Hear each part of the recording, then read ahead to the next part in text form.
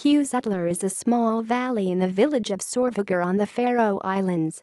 The name Húsadalur translates to the Valley of the Houses. Today you will not find any houses in the valley, but the name suggests that people have lived there. There is a dam in Húsadalur which provides drinking water to Sørvág. The river Kirkjuá runs through Húsadal. Note, this place should not be confused with Húsadalur in Iceland.